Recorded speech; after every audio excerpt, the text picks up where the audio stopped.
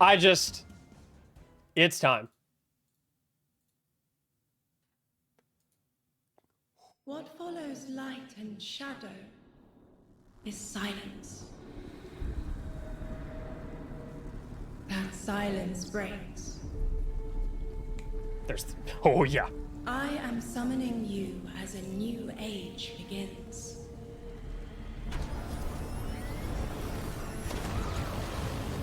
Okay. As these sapient life turn to each other, they remember how to look to the stars.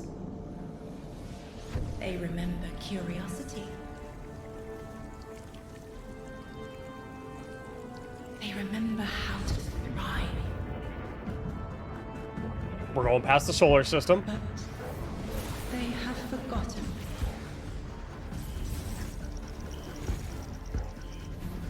They forgot we were here long before the Traveler.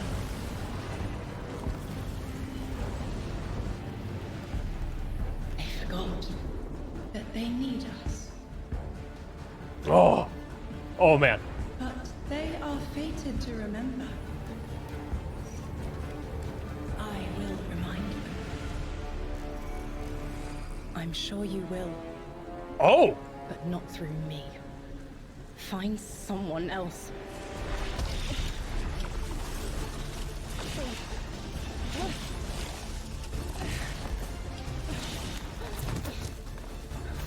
Oh.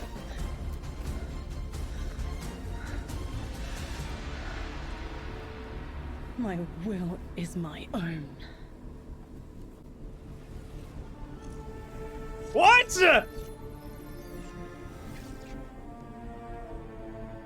What? Huh?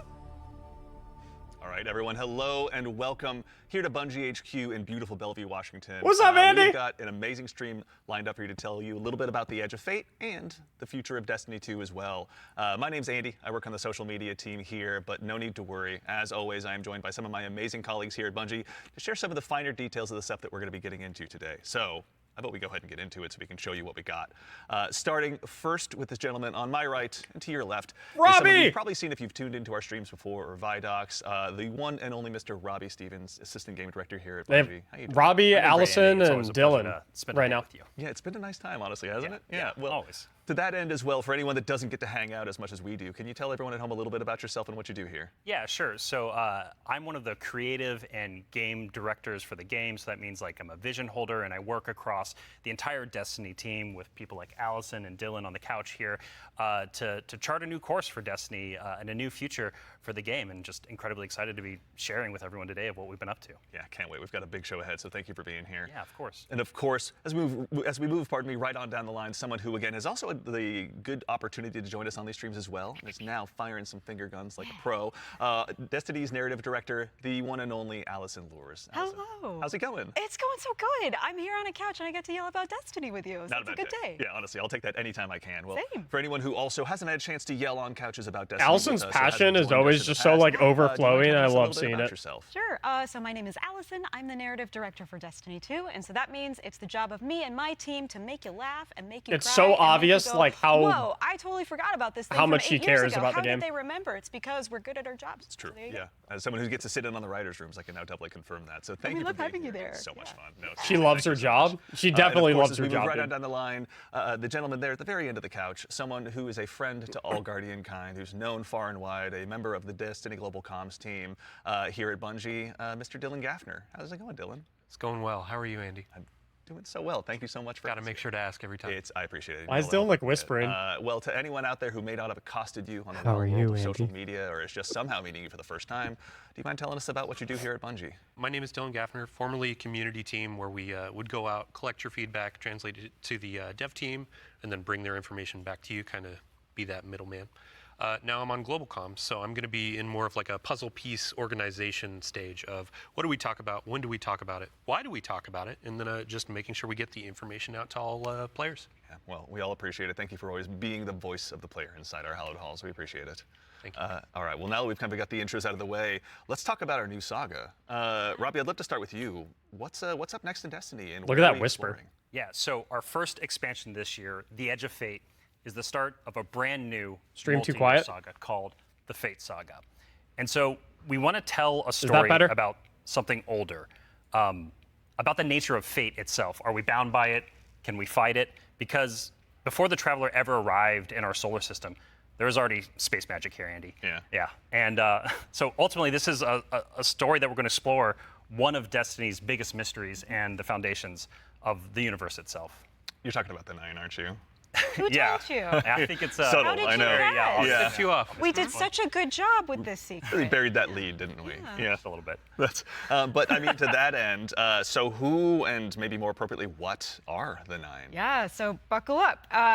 In the simplest description possible, the 9 are extraordinarily powerful beings that have been in the solar system for way, way, way, way longer than the Traveler. We can think of them as being kind of connected to each of the major celestial bodies in Sol. So that's each of our 8 planets plus the sun. Sorry, Pluto. It's messed up. Didn't make the cut. All right, fair. I don't make the rules. Yeah, there you go. But the important thing to know about them is that this is why we're going to be so focused on the solar system for the next saga. We want to ask questions about our home that we've never asked before. Yeah. So when it comes to the 9, obviously, Eagle-Eyed Guardians have been able to spot references to them for quite some time, whether it be outright ominous or a straight-up game show in some cases. Can you tell us a little bit maybe about what we should expect from them? Expect to be surprised.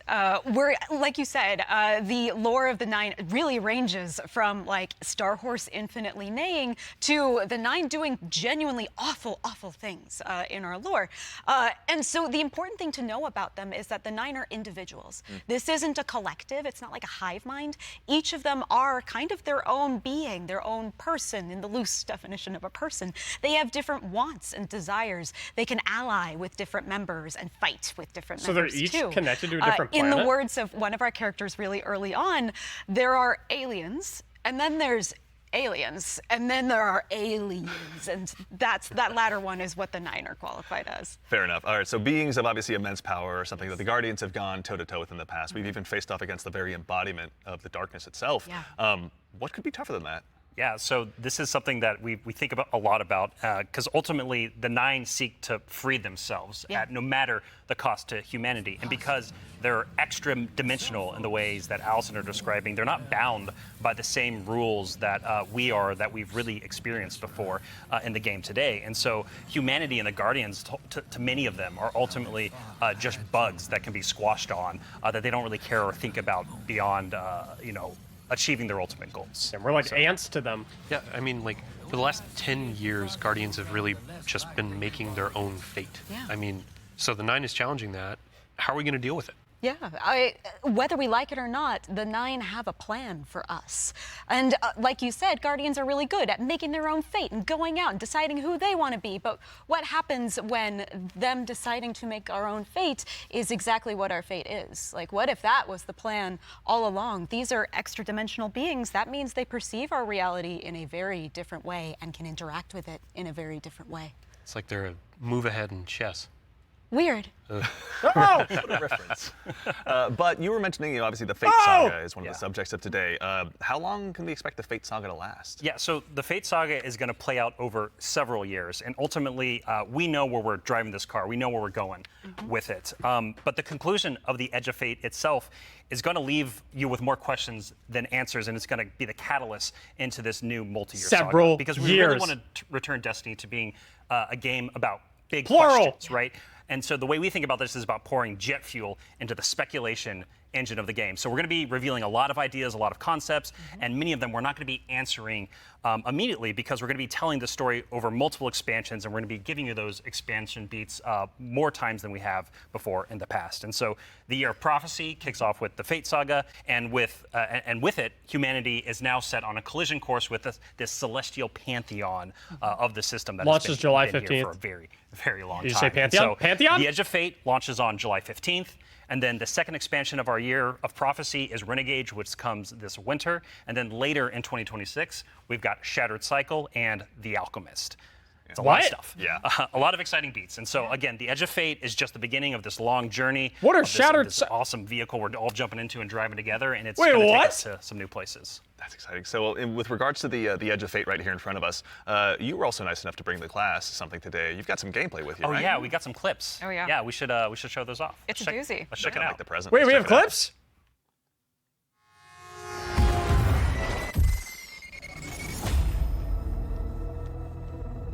Observe, connect, conceal. Guardian, I had a vision. Conform, comply, return. They just wanted to show us disasters. Observe, connect, conceal. I'm not human anymore. Return, conform, comply.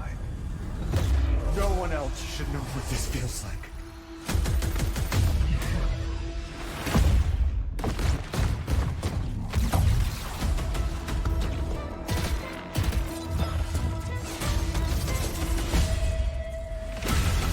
Enough. Terminate your suspicion, Commander. Stasis and Arcan Cannon? Remove your scornful blindfold. Those enemies have jetpacks. There's no way beyond.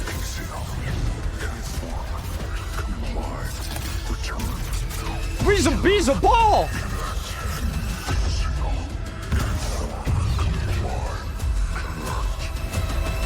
Return.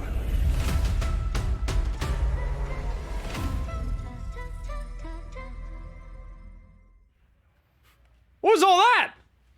All right, that gives us an awful lot to go ahead and continue to dive into. And here to help us go ahead and explore a little bit more. Yo, of they it, need a bigger everyone, you probably couch, know bro. someone They're all joined by someone shoulder new to here on the shoulder, couch. We are privileged to be joined by someone who's the originator of perhaps my favorite all-time Destiny emote, the one and only Dave Samuel, art director here at Bungie. Dave, how's it going, man? It's going great. Thanks That for couch having is me. not for poor Absolutely. For people. anyone who maybe for some reason somehow doesn't have that emote in their collection or hasn't seen you in a past Vidoc, do you mind telling us a little bit about what you do here at Bungie? Yeah, I'm art director on Edge of Fate.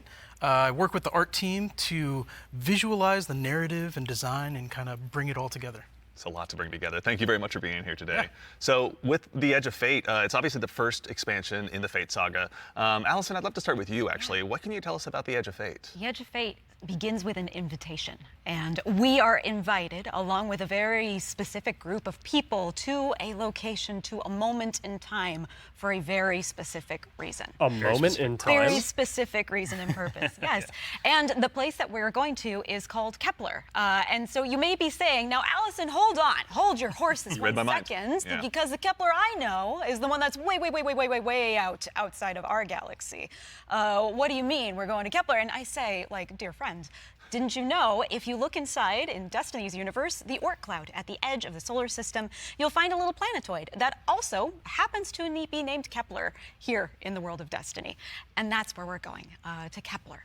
Super exciting. And this is kind of a, Robbie, we were talking kind of before Wait, the show. what? This is like like a first taste of something new, right? Yeah, so what you're seeing here is us just trying something new. We're expanding the universe of Destiny, creating new mysteries to uncover. This whole destination is about exploring a labyrinthian world that it took inspirations from things like Dreaming City, exotic missions, dungeons, and it's wrapping it all through a Metroidvania expired experience. And so at the heart of all of this, at the heart of the Edge of Fate, is a player-driven exploration and discovery of an exotic world with brand new abilities. So actually to even just maybe dig a little bit deeper, like how is the Edge of Fate going to be different from past expansions that we've made for Destiny? Yeah, so at the global scale, when we're thinking about expansions in the Year of Prophecy and the formula of Destiny expansions going forward, first off, we're doing 2 expansions a year instead of just 1. And think of each of these expansions as a little bigger than something like a Rise of Iron from D1. And so both of these Good expansions size. combined are going to be even more expansion content than we've done in the past. And by delivering 2 of these a year,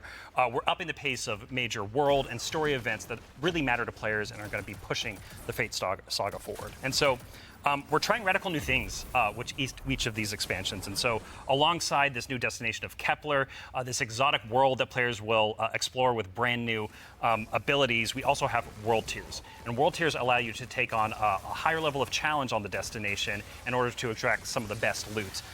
Ammo meter? Within the release. But what's cool about world tiers is as you play through the mainline story and you What does play this through do? the first couple of world tiers, you're going to unlock later world tiers. And as you're claiming these abilities, as you're exploring the world more, as you're discovering more within the release, you're putting these puzzle pieces together and you're figuring out how to solve all the mysteries on Kepler with different ways. And so you might play a puzzle in one way, a mission in one way, and when you're in these higher world tiers in the post game, you can start to solve these problems in different ways. We're gonna that have you couldn't world before tiers? in the original playthrough.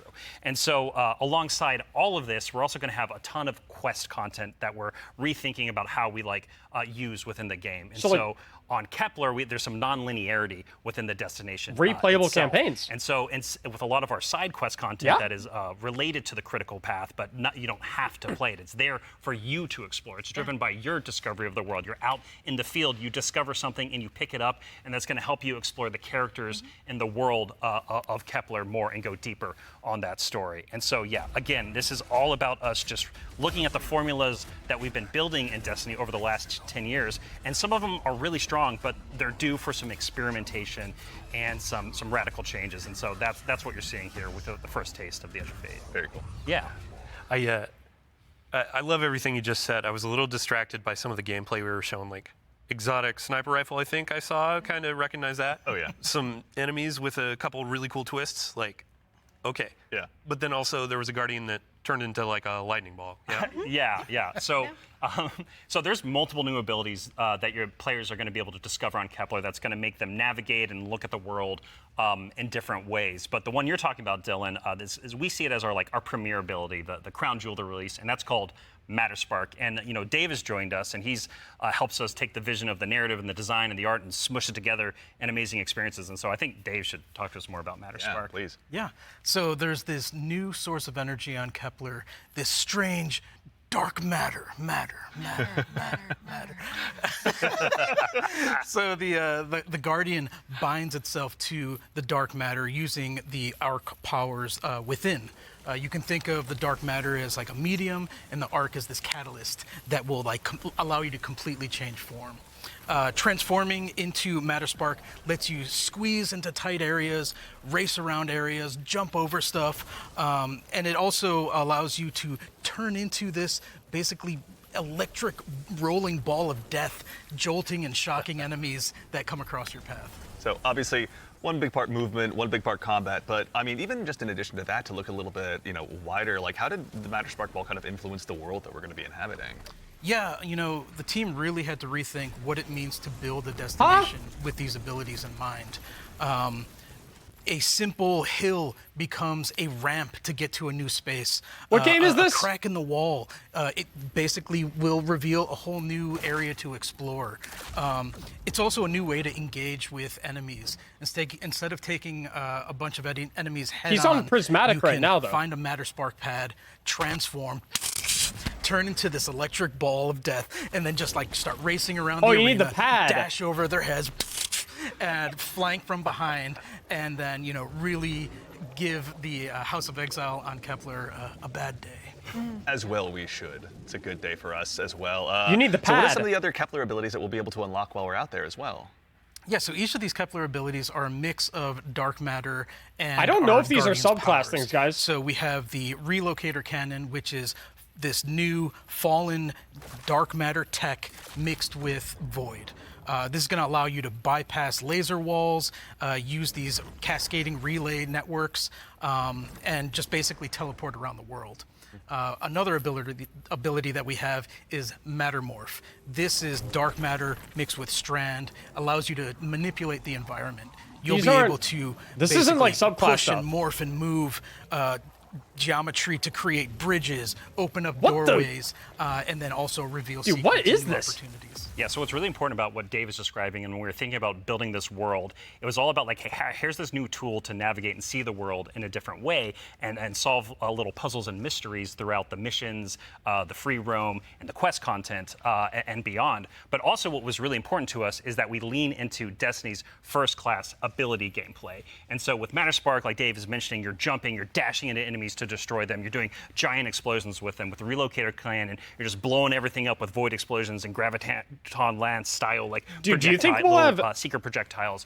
And then what's really fun about Mattermorph is you can just be like throwing these strange shurikens basically to just like delete an encounter before you then like start to morph the environment around you. Do you guys think that the raid is going to have like really all of this stuff in it too? I'm incredibly excited about watching players just like solve puzzles and fight encounters in ways that like we don't even expect yet, and see how they take on the destination. That would be and just, ridiculous. I really want to emphasize you're going to be upgrading these, and when you get into especially the post-game experience, it's going to unlock. There's something unlocks with Matterspark that really changes the way that you can play through the entire destination. Yeah.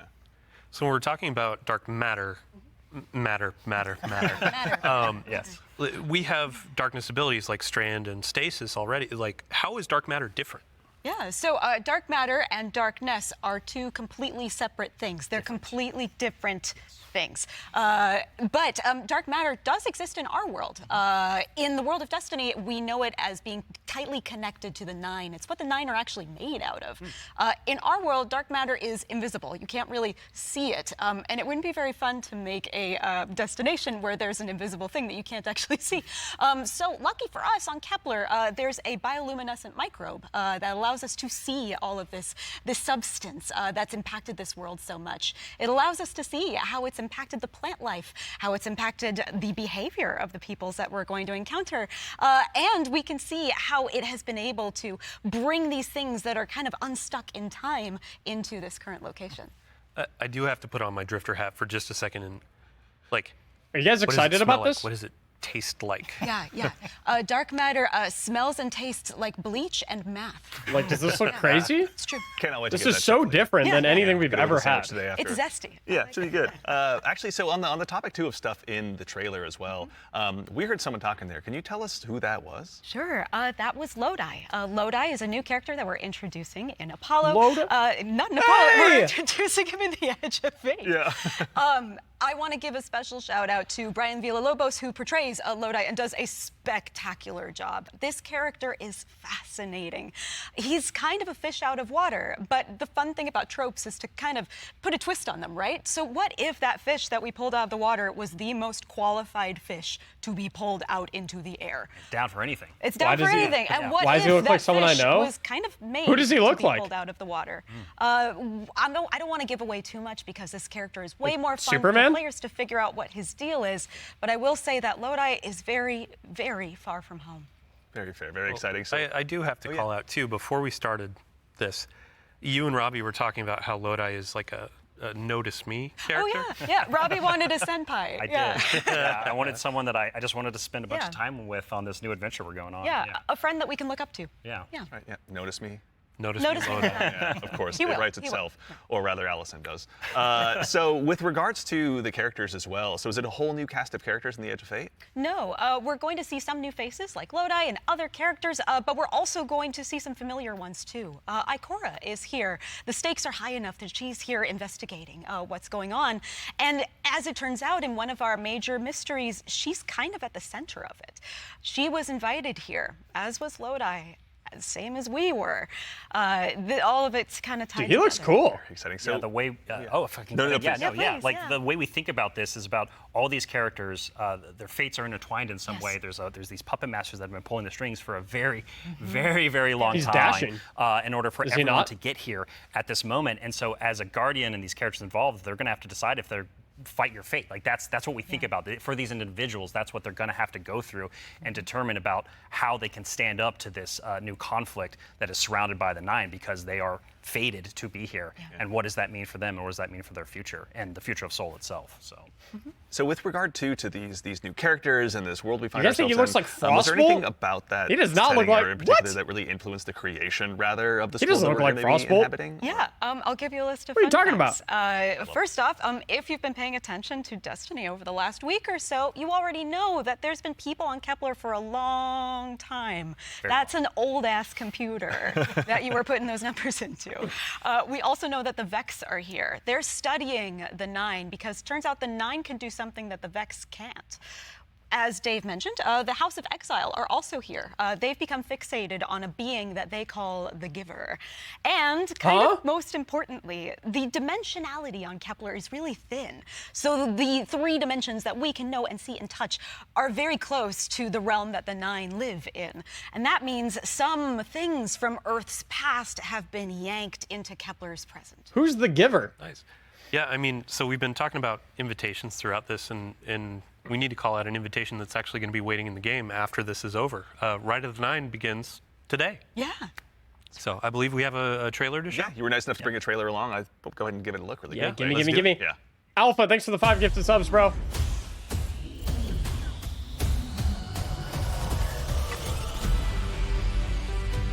Ooh, the music. Yo! Zachary, you make this one?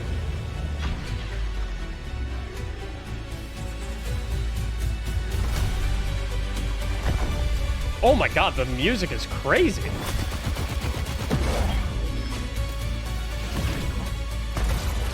That shot is wild. 3 different platforms? Oh my god! Dude, the effect on the guns?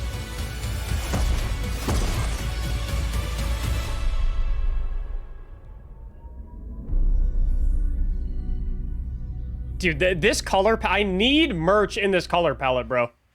I need it. All right, so that's Ride of the 9, which is our essential prologue story for The Edge of Fate.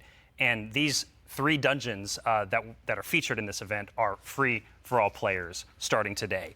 And so what's really important about this is that these dungeons are both for veteran dungeon crawlers, hardcore raiders, people who've been in these places a lot, but also and new scrubs. Guardians who have never stepped into a dungeon before, right? What was really important for us when we were developing Ride of the 9 was that we were changing the formula on how we can think about how we can welcome even more people into these experiences. And so it's a great you're idea. be able to go in solo, buffed up, and explore a dungeon by yourself, or go in match made with other fire team members shoulder to shoulder for the very first time. Great idea. Don't worry, because we also have that higher level challenge for our veteran, our hardcore dungeon crawlers, where you're going to be able to earn the best possible loot, exclusive rewards, and also an exclusive title as part of Rights of the 9. What's also really important about this event for being a prologue for the Edge of Fate is that it really reintroduces the emissary into the game, and you're going to learn why her job is pretty crappy and why she quits at the top of the Edge of Fate, like we saw at the beginning of this show. And so, Andy, we've been talking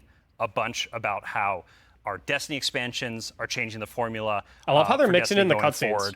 forward. So now I think it's time for us to start talking about how the core hobby of Destiny is changing going forward. The day-to-day of playing Destiny, week-over-week experience. And we've got someone else on the couch here to help us talk about that. We have an Core expert gameplay in that loop? very subject now, Is that who's Ben? gone ahead and joined us on the couch. We are now joined by the one and only Mr. Ben Womack, creative director here on Destiny. Ben, how's it going, man? Hey, I'm doing great. I'm really excited to be here. There's a lot to talk about. Yeah, seriously. There is a lot. Yeah, it's going to be a very good conversation we have coming up. Yes. But before we get into that, can you tell us just a little bit about what you do here? Yeah. So I'm the Destiny 2 creative director for the core game, or the core hobby, as we call it. Yeah. And it has to do with all parts of the game, everything from Edge of Fate, through our seasons, through the fundamental systems. And in particular, like Robbie's saying, I've been focusing on thinking about the kind of building blocks of Destiny 2. And the game is feeling like not so only stood alive. up, but also transformed and iterated on in some really exciting new places. Nice. Well, let's go ahead and just start at the top. Can you tell us a little bit about what the core formula of Destiny is changing and why? Yes. So I think we need to start with the why first, because it's important to think about what is Destiny, what is great about Destiny. And Destiny is best when you have awesome chases that you're excited about. You have really cool, powerful builds to make, and there's a mountain to climb that's right in front of you that you want to climb. You're like, I want that mountain. It looks pretty cool.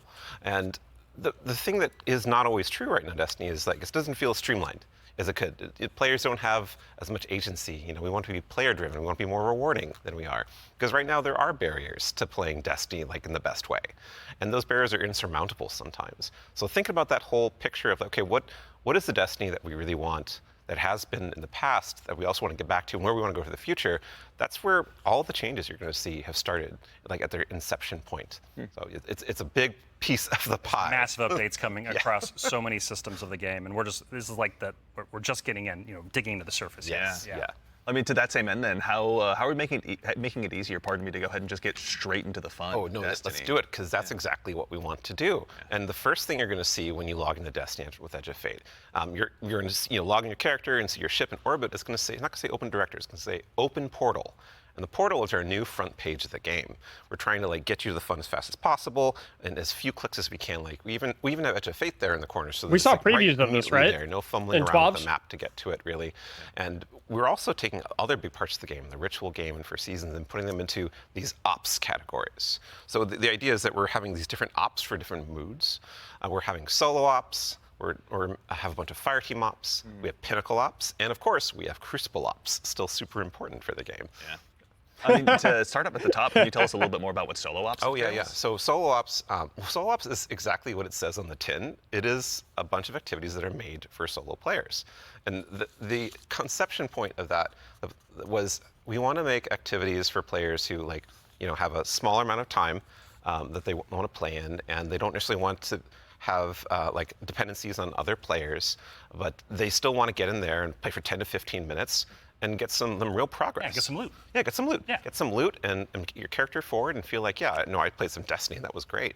And even if you don't feel like playing with other people, that's fine, because we have an activity type that is designed for one Don't player. laugh, bastard. So, I mean, to that same end, honestly, what are some Zachary, other ways that we can play and have fun using all the trailers so far have been pretty Rob bad, actually to has be a great way honest. of talking about this. Yeah, some of the North Whoever Star made that them- we talk about when we were developing the portal early on was where are we headed with Not this a good thing? job. Ultimately, it's play your way. It's giving players more agency, more personal drive Especially if to they're figure named out how they want Zachary. to engage with the power And they're in my climb chat right now. and the new progression systems coming and our seasons. And so the entirety new progression and power climb is now all available to you in the portal at your fingertips in one place. It's really easy to find, really easy to jump in. Anything you play inside of that category any of those categories is gonna help you make progress. And so, because we want Destiny to be welcoming not only to new players, but also old players who are coming back to the game to join us with the Edge of Fate. Yes. And we also want this to be like a new even playing field for everyone.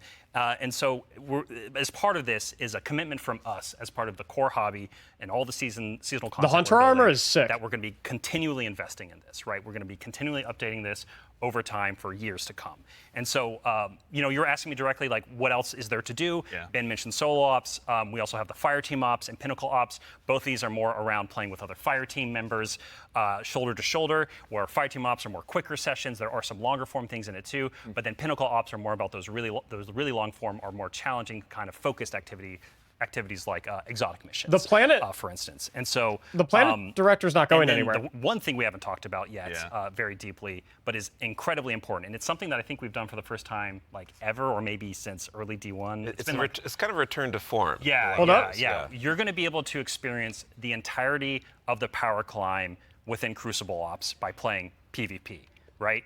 So this means if you want to be sweaty, Andy, which I know I you, do. Dylan too. I know you're that way, right? I know both of y'all. If you want to put the sweatbands on, you're going to be able to play the entire experience in the season here and earn some of the highest tier loot that's also available in the game. I'm not doing I it. have to say, this is super exciting because I'm playing PvE. My player type or other folks out in the community, they want to go in, they want to jam on PvP, but then their friends invite them to do a dungeon or a higher tier activity, and they're like, oh wait, I need to grind a long time to get up to power. Now through PvP, they can get up to power, and you can just bring them into that PvE experience and have a fun time with each other. Yeah. So. That's honestly how I primarily played D1. That so is I'm good really for looking forward to PvP that. mains, though. So it sounds like the core, obviously, of what you guys are talking about, play the way you want to play. Is right at the center of all of it. What if I really want to challenge myself, push myself? Oh yeah. A little bit more? That's important to us. Yeah. So, That's important to us. well, death, but also success. Yes, and that's true. from it, That's right? true, yeah. Yeah, and so we really want to give agency. That's that's one of the things. Player driven towards loot and challenge. And so we have a really hugely expanded activity customization system. We have a lot more difficulty levels, and we have a ton of new modifiers. We have 50 new modifiers along with all the old modifiers that we've released in the past that are going to make this big curated web of options for you to experience any of the PvE content in the curator. And so we have Banes, not just old Banes that we have, but new Banes as well. We also have boons to help you get advantages in your activities and for your build. We have challenges and trade-offs. And the fun part is you're going to get these different combinations that are available, and you're going to then make a mix that's actually going to change the way you play and be pretty interesting, and sometimes the way you prefer you play. There's a new boon called Grappler that I personally love. It's kind of my preferred way to play, where they give you 3 grapple grenades, replacing your current grenade. You can't do the melee, but they recharge super fast. So any build you want, you could now Spider-Man around.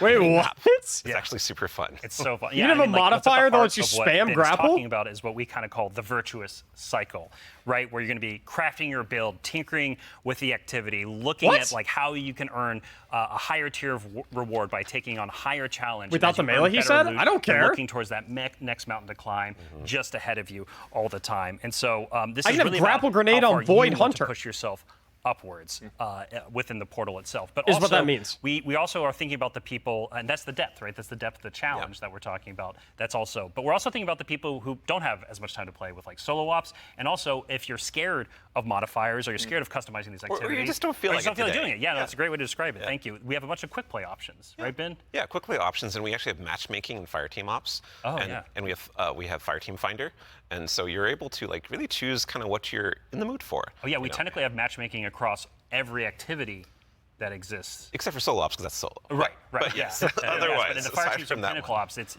everything. Yeah, you'll have options to play by yourself or with other people. Oh, actually, a really fun part is you can play a strike by yourself as hard as you want it to That's now, true, yeah, which is yeah. really fun.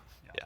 Well, you're talking about like all the different boons and combinations. I think at one point you were saying around 50 or something like that. Those 50 new apply. ones. 50 new ones. Yeah. So it's like you can take those into solo ops. Like we're talking about this being kind of leisurely, bite-sized activity, but if you want to take it and say, I don't want Weenie Hut Jr., I want like esoteric level solo hardest thing in the world, like you can kind of customize and do that. You can just do it from the very start if you really want to. Yeah. And Depends on how deep you want to go. Yeah. Really. Yeah, and the point is that you're going to like stretch that far, and we want the reward to feel like. So we have a customizable solo Yeah, experience. you want to feel like as you're pushing yourself, you are rewarded for it. That is something that's really important to the vision here for the portal. Yeah. Rewards, huh? Rewards. There are a lot of rewards, aren't there? It's funny you mentioned it. Yeah, we've got Banes, Boons, modifiers, but let's talk about gear for a little bit here. Yeah. What's changing about loot and why should Guardians care? Yeah, so like talking about chases and mountains and builds, like gear's at the center of all of that.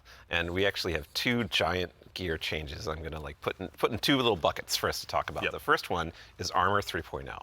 And the next one is gear tiers. And so like talking about word? Armor 3.0 first, we are probably making the biggest change ever since Shadowkeep It's around huge. the system. It's Yeah, enormous. It's a huge change. Yeah, so like we're adding set bonuses, which is a long requested feature. For Wait, all the new Resilience is armor gone. that you're going to be able to get at Edge of Fate launch, and we're redoing all the stats on armor. Where they can now like exceed 100. Go beyond 100. Go beyond 100 for extra bonuses. And set bonuses. We're going to every single piece of new legendary armor that drops is going to have all the energy filled in, so you can build crafting right away, and it's going to essentially like.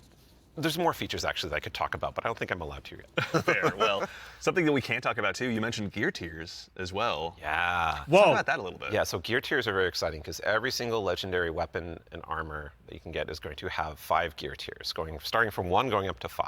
And like we have a 5 gear tier 5 piece of legs armor on the screen right now, and you can see that like this is like looks really cool with iconography, but it also has a ton more stats. Let's And- say 11 energy? What's that? Yeah, what's going on with the energy there? Yeah, the energy. Ben? Yeah, the energy says 11, and it's true. 11. Yep. It's not a typo.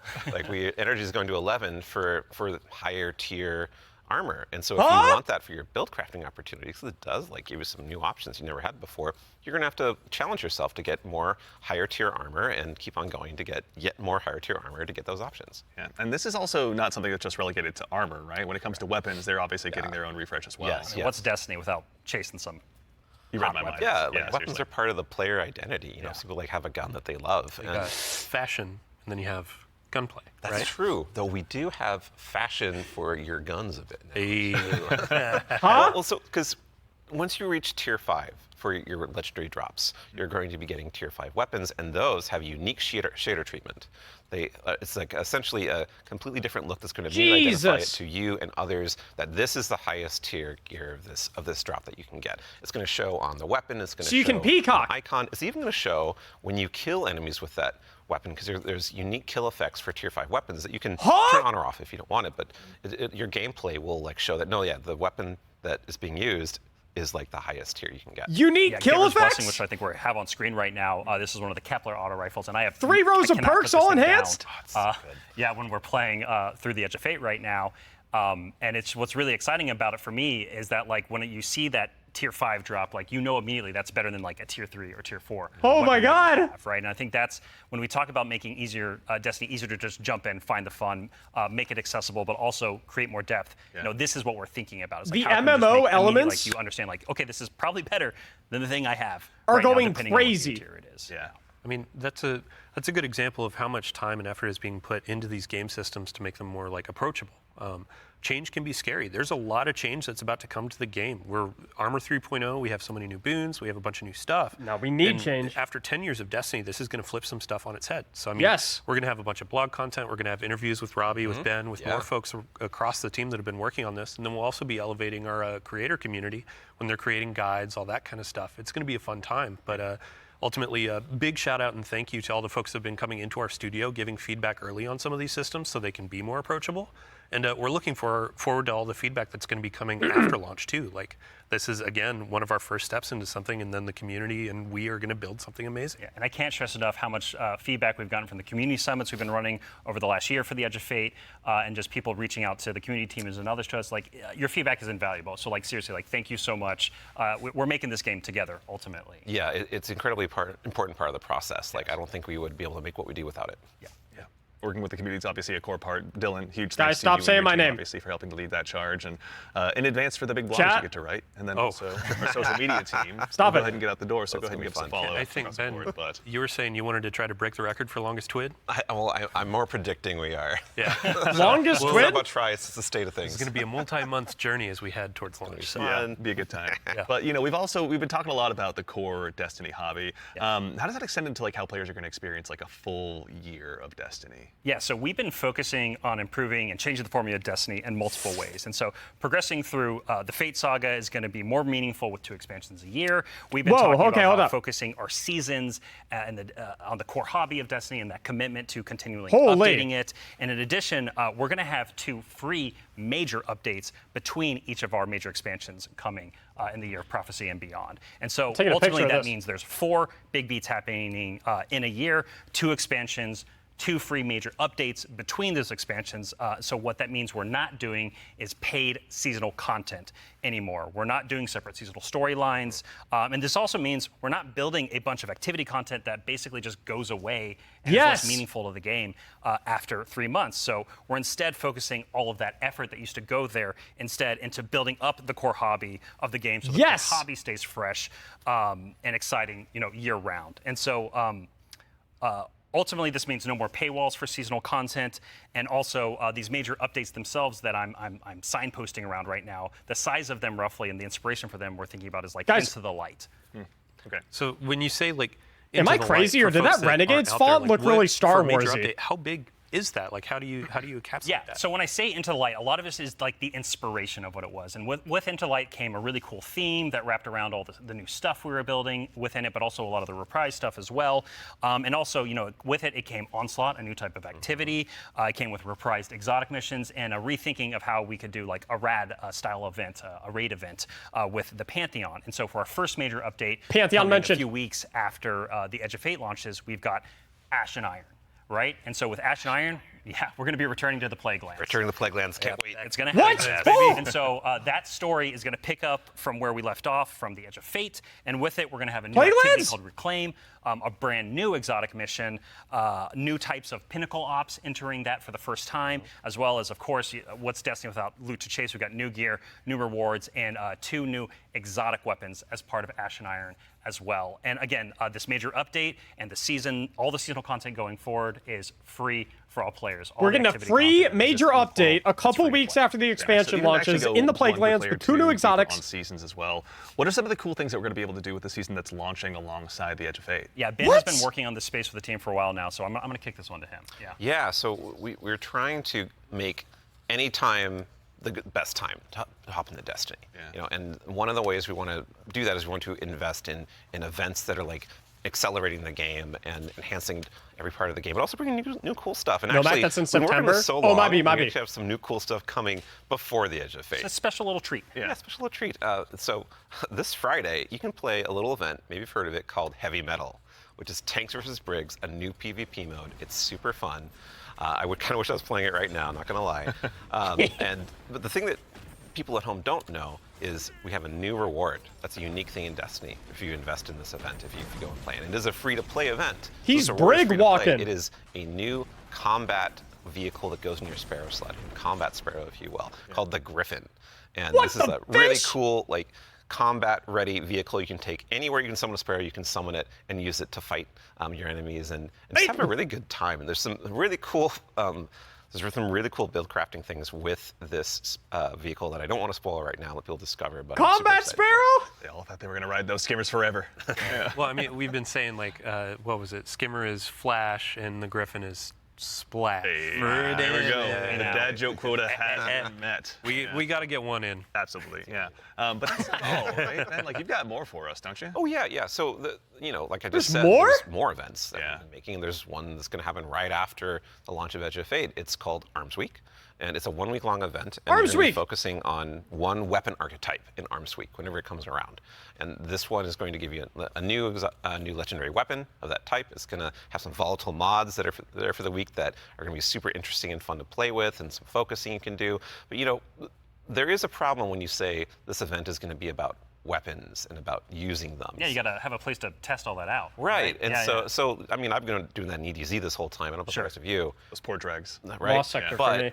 there is a new way now. We have Huh? a new feature, a long-requested feature, Gun that's range? being added to the game with Arms Week. It is the shooting range. Ah! And the shooting range is being added to the tower. It is a now permanent addition to the game with the launch of Arms Week. We're not taking it away, and you can go there and you can try out everything in your kit, everything about your Are those build DPS with counters? all sorts of simulations of different kinds of enemies and situations, and it's all real damage numbers.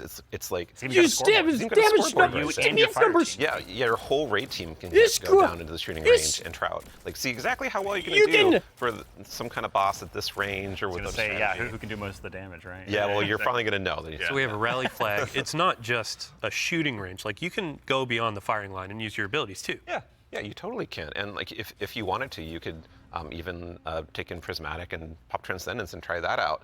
And well, I think the reason why we're not seeing that right now is because it's a Titan. Yeah, it's a good soldier. Yeah. Standing on that firing line. Yeah, staying on the firing line. All about building that line and standing. Yeah, But exactly. A lot of theory crafters are going to have to go ahead and have some upheavals to their Google Docs, I'm guessing. Right? This will be a really Dude! good tool. Like, as we're adding all of these different systems with gear tiering and all of that, you can go in and check those damage numbers in real time. Like, how do my stats change? How are these different gear bonuses going to affect my gameplay? You can see it in the tower now. This is like this is And while we're talking about this is Destiny weapons- 3. Oh yeah, got well one more thing, right? Yeah, no, there's one more thing. Yeah. With I'm everything excited. that's going So, there's more events. Of course, there's more events, and the holiday events are coming up. Where Solstice is right around the corner. It's as well. summertime, right? It's Yes. summertime. Summertime is Solstice time in Destiny 2, and Solstice has some really cool twists and such that we're planning. But I'm not going to talk about that right now. We're doing I more? want to show you all the new hollow foil treatment we have for Solstice weapons. So here we go. This is the hollow foil treatment for Solstice in 2025. It is so good. It's amazing every time I look at it. Oh It is my an God. ocean, On a and gun. the line. Yeah, we put the ocean on a gun. I feel like I'm vacationing at the Beautiful, I love it. beach. And any kind of weapon that drops for this event can have a hollow foil. Yeah, no so it matter could what be a the tier 1 or tier 3. Yeah, Yeah, any exactly. weapon can have the hollow foil. Yeah, when we're playing through the tier 5 hollow foil. Ooh. Like that's Wow. great chase. Our other events will also have hollow foils. Yeah, like Arms Week you're talking Arms Week about. will have its own hollow foil treatment. Like every event, a major event we have will have a hollow foil treatment. The holidays will have their own kind of special one, but yeah, Arms Week will have their hollow foil drops that you can farm as well. Super exciting. No, it's going to be a good time. I'm going to have way too much stuff to chase down, so appreciate you guys putting Dude. your hard work in, obviously, for that. But I believe we've got one more thing. Yeah, I mean, we've been talking a lot about here are the free updates coming to Destiny, the portal, a bunch of different stuff, Edge of Fate. This is like We 10 also out have of 10 another so far, expansion, no? And we need Allison back on the couch to talk about Right, it. yeah, Allison. She's the best one to talk Yeah, we go. we've got something very exciting. And so once again, Allison, thank you for taking the time to join us today. We appreciate it. Of course. I'm so excited to be the one more thing. Yeah. Are they cooking? They're It's cooking, a right? tradition around here, so we're glad that you could obviously go ahead and lead us into this one. But There's still more stuff. As Dylan mentioned, we've talked about the Edge of Fate, but this is the first year we're going to be doing 2 expansions Yeah. over the course of a year. can you tell us a little bit about Renegades? Yeah. They're talking about the second we're going expansion. to have a dedicated reveal for Renegades in September alongside our major update, Ashen Iron. But earlier we were talking about how sometimes our formulas can constrain us from experimenting and innovating. And so in that spirit, Renegades is going to be very different from the Edge of Fate. What I can tell you, and we'll talk plenty about it later, is that we're going to be experimenting and innovating with activities, with social mechanics, and more. But more importantly, I want to talk about our inspiration. And so I have to kind of tee it up first. So Renegades is going to be a Destiny, like definitively Destiny expansion. This is part of the Fate saga, and it's going to push it forward in important ways and introduce characters that we're going to spend time with for years to come. It is an essential Fate saga story. And it's an homage to a universe that has inspired Bungie from the start. There's no way, right? It's a universe that all of us here on the couch grew up with, as well as everyone else at the studio and millions of you back at home too. No. It is a peanut butter and combination, a peanut butter and like chocolate combination. No way, of right? what we're making that could only be possible in the kind of world that we build here. And so I am absolutely thrilled to be able to give our first sneak peek at Destiny 2 Renegades. No, there's no way. No. There's no way.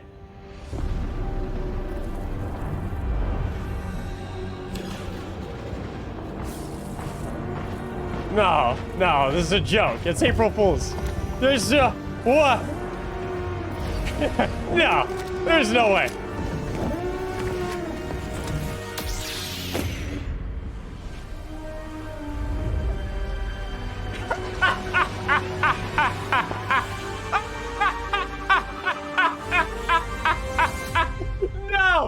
No, it's a lightsaber. We know it's a lightsaber. Okay, No. Robbie, what did we just see? Yeah, so that's Renegades, which is That's coming real. out, It's real, this bro. December. And This is real to life. really drive it home here, Renegades is a one-of-a-kind Destiny experience, right? And just like we on the Destiny team have taken inspiration from other genres like dark fantasy or cosmic horror, Renegades takes the space western vibe and aesthetic that is Star Wars, and it puts it through that Destiny lens.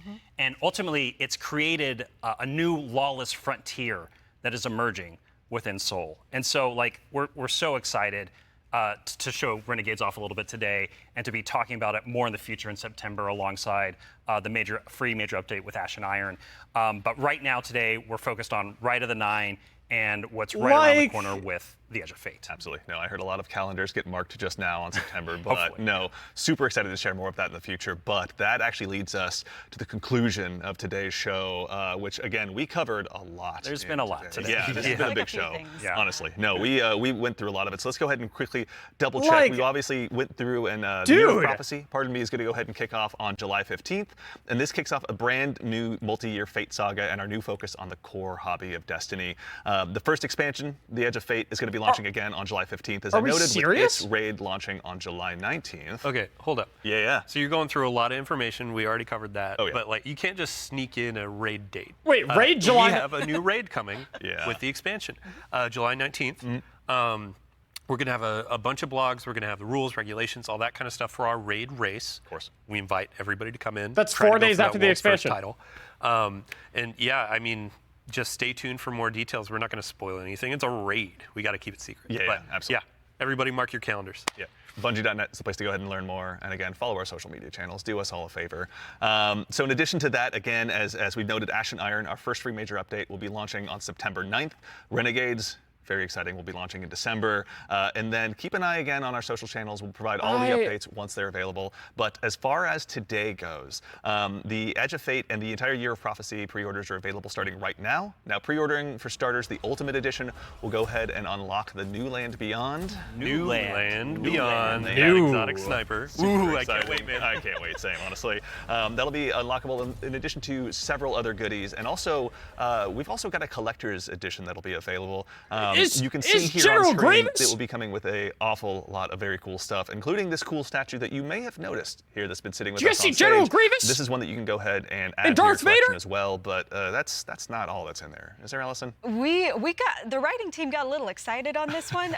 We put a lot of lore goodies into this collector's edition. So like that weird metal thing, that weird envelope, boy, weird. Wonder what's up with that. Just decorative You should points? probably read it. Yeah. Anyway, we're gonna do a dramatic reading as soon as Yeah, we're we should done. go downstairs. and ARG? read it. It's really Oh good. yeah. Yeah, Right. Another one? Count me in. And then again, too, as far as today goes, Rite of the Nine. This is the essential prologue to the Edge of Fate, and like all of our events moving forward, is going to be a free to all players. So make sure and go ahead and check that out when that arrives.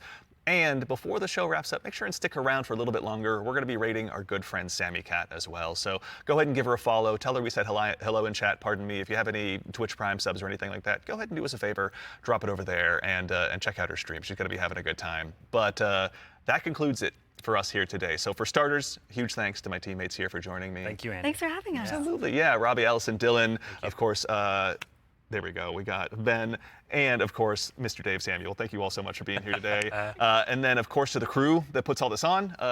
Thank you, This everyone. doesn't happen by accident. Thank you all so much for all of your hard work and dealing with me on these last couple of days. And of course, to everyone at home, to all of our guardians out there in the community, thank you. It's a tremendous privilege to get the opportunity to share what we've been working on early, and it matters only if you guys show up and join us. So we really appreciate it. We hope you enjoyed. And otherwise, in the meantime, until we see you again, take care of yourselves, take care of each other, and we'll see you all Starside.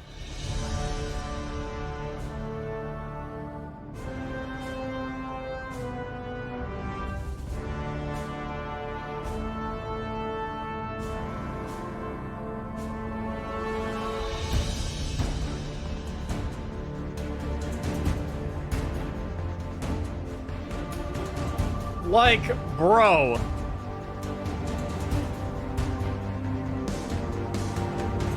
The Destiny is dead gang just took the biggest L today. Are we serious, bro? Here is the best way. Here is the best way that I know how to describe it, okay? Here's the best way that I know how to describe it. Sometimes with these reveal streams, I feel like, and I bet you guys are in the same boat. Sometimes during these reveal streams, I feel like, that felt like that was like a 30-minute reveal stream, but I was really only excited about like during like 5 minutes of it, right? Like 5 minutes worth of the reveal, like really got me amped up and really got excited. That was like every single second, 1 minute after the other, one announcement after the other, something new got announced, and it was better than the last thing that got announced. Like it was just nonstop. Good stuff, good stuff, good stuff, better stuff, great stuff, incredible stuff, one after the other. Like every single minute was just like, no way, that looks incredible. And then they just kept going. And then they just kept going with another amazing announcement. And then another amazing announcement. And then another amazing announcement. And then they said, oh, we have fucking lightsabers in the game now. We got permission to use the Star Wars IP. And we can, like, fucking make lightsabers. We can have actual fucking lightsabers in our game. Not even Fortnite is allowed to have lightsabers. But we're allowed to have lightsabers. Like,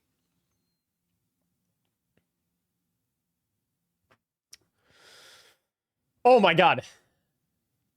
Like, I